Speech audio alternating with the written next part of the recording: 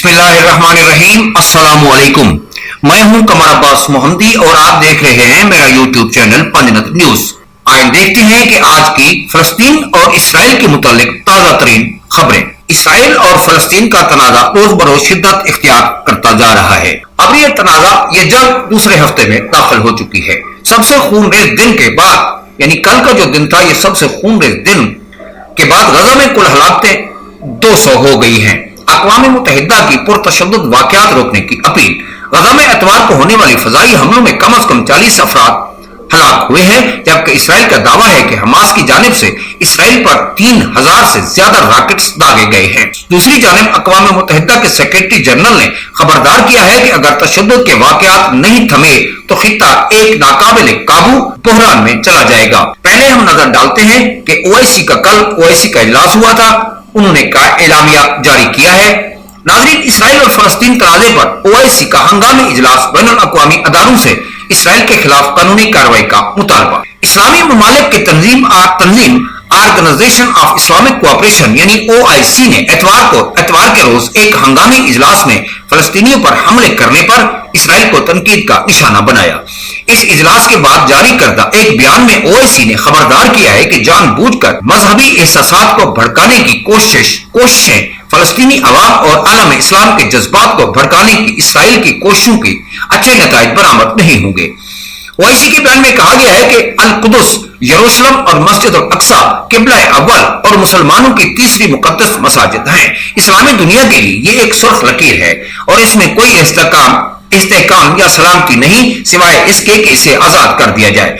बयान में मशरकी यरूशलेम समेत फलस्तीनियों के इलाकों पर इसराइल के कब्जे और उनके मजहबी मकामात पर इसराइली हमलों और गजा पर हमलों की मजम्मत की गई है और कहा गया है कि यह बैनुल अक़वामी अमन और सलामती के लिए बरह रास्त खतरा है। ये हालात पूरे इलाके और इससे बाहर के लिए अदम इस्तेकाम पैदा कर सकते हैं और इससे पूरे खित्ते की सलामती पर असर पड़ सकता है।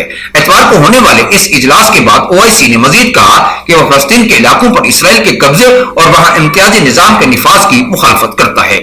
ओआईसी के इजलास में इसराइल के खिलाफ बैनुल अक़वामी कानूनी कार्रवाई का मुतालबा किया गया है। बयान में कहा गया है कि इसराइल को एक खसूसी बैनुल अक़वामी अदालत और अक़वाम मुत्तहिदा की मुतअद्दिद एजेंसियों के जरिए फलस्तीनी इंफ्रास्ट्रक्चर के साथ साथ सरकारी और निजी इमलाक को नुकसान पहुंचाने के लिए दरकार नुकसानात और मवाद फराहम करने पर मजबूर होना चाहिए। अमेरिकी वज़ीर खारजा एंथोनी ब्लिंकन ने इसराइली गजा और गरब उर्दन में हमले के मुतालिक कतरी, मिस्री और सऊदी वज़राए खारजा से फोन पर बात की है। खबर रसा इदारे रॉयटर्स के मुताबिक ये बात अमेरिकी वज़ारत खारजा ने एतवार को कही है।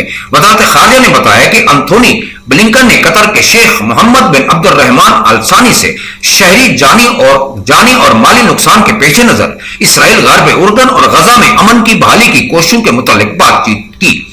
कतरी वज़ारत खारजा ने एक बयान में कहा कि दो हुक्काम ने मस्जिद अल अक्सा के अहाते में बैठे नमाजियों और गजा पट्टी के मासूम लोगों पर हालिया इसराइली हमले के मुतालिक बातचीत की। बयान में मजीद कहा गया कि अल सानी ने बैनुल अक़वामी बिरादरी की जानिब से गजा और मुकद्दस मस्जिद अल अक्सा में शहरियों पर इसराइल के हमले की फौरी अमल की जरूरत पर जोर दिया है। दरियासना अमेरिकी सेनेटरों की बढ़ती हुई तादाद ने एतवार को जंगबंदी का मुतालबा किया है। खारजा ताल्लुकात पैनल के सीनियर अराकीन डेमोक्रेटिक जमात के कुर्स मर्फी और रिपब्लिकन जमात के नोड यंग ने एक बयान में कहा है कि हमास के रॉकेट हमलों और इसराइल के जवाब के नतीजे में तरफैन को इस बात को तस्लीम करना चाहिए कि बहुत सी जानें तलब हुई हैं और ये तसादम में बढ़ना नहीं चाहिए।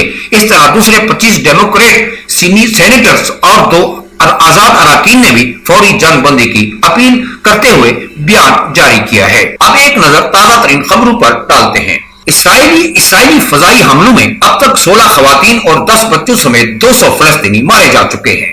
1200 से ज्यादा जख्मी हैं, जबकि हमास के जवाबी रॉकेट हमलों के नतीजे में 10 इसराइलियों की हलाकत की इतला भी है। इसराइल और फलस्तीनियों के दरमियान तकरीबन 10 दिनों से यह पुरतशद्दुद तनाज़ा जारी है। शेख जरा के इलाके में فلسطینیوں کو ان کے علاقوں سے بے دخل کرنے کی دھمکیاں اور خدشات حالیہ کشیدگی کی ایک بڑی وجہ ہیں۔ یہ قدیم شہر کی دیواروں سے باہر ایک فلسطینی محلہ ہے جس کی زمین اور گھروں کی ملکیت پر یہودی آباد کاروں نے عدالتوں میں مقدمات کیے ہوئے ہیں۔ گزشتہ جمعے کو مسجد الاقصی میں اسرائیلی پولیس اور فلسطینی مظاہرین کے درمیان جھڑپوں کا آغاز ہوا۔ ان جھڑپوں میں 53 فلسطینی زخمی ہوئے تھے۔ اسرائیل نے تل ابیب کے قریبی شہر لد میں نسلی فسادات کے بعد ہنگامی حالت نافذ کر دی ہے۔ 1966 کے بعد سے پہلی مرتبہ اسرائیلی حکومت نے فلسطینی برادری کے خلاف ہنگامی حالات کا نفاذ کیا ہے۔ حالیہ کشیدگی میں اسرائیلی فوج کا دعویٰ ہے کہ حماس نے 1500 راکٹ اسرائیل کی جانب داغے ہیں، تاہم ان میں سے زیادہ تر اسرائیلی دفاعی نظام آئرن ڈوم نے فضا میں ہی تباہ کر دیے ہیں۔ اقوام متحدہ نے اس صورتحال سے نمٹنے کے لیے سلامتی کونسل کا اجلاس اتوار کو طلب کیا تھا۔ عالمی ادارے کے سیکریٹری جنرل انطونیو گوتریس نے فوری طور پر پرتشدد واقعات کو روکنے کی ضرورت پر زور دیا ہے۔ دنیا بھر میں اسرائیلی حملوں کے خلاف مظاہروں کا سلسلہ بھی ابھی تک جاری ہے۔ ناظرین، اسی کے ساتھ ہی اگلی ویڈیو تک کے لیے قمر عباس محمدی کو اجازت دیجیے۔ اللہ حافظ۔ پاکستان زندہ باد۔